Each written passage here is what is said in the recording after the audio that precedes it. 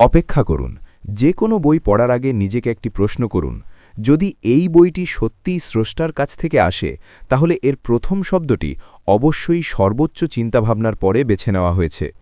কুরআনের প্রথম দরজা হল বিসমিল্লাহর রহমান, এবং এটি জাগ্রত করে। কুরআন কেন যে কোনো সংখ্যার জন্য এটি বলবে?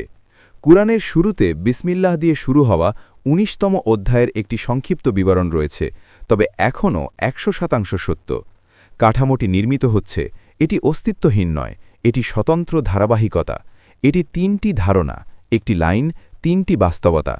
এখন বিসমিল্লার আয়াতগুলি দেখুন। সর্বশক্তিমান আর রহমান, এগুলি ৩টি পৃথক ধারণা। একটি স্বাধীন, আর রহমানের উপরে কেউ নেই, সর্বজনীন করুণা, যা বিশ্বাসী এবং অবিশ্বাসী উভয়কেই দেওয়া হয়। বিশেষ করুণা, যা অন্বেষণকারীকে দেওয়া হয়।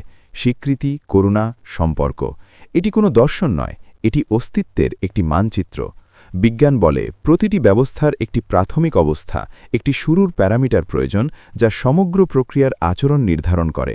পদার্থবিদ্যায় যদি প্রাথমিক অবস্থা পরিবর্তন করা হয়, তাহলে পুরো ফলাফলই পরিবর্তিত হয়। বিসমিল্লাও একই কাজ করে। এটি কুরআনের প্রাথমিক অবস্থা।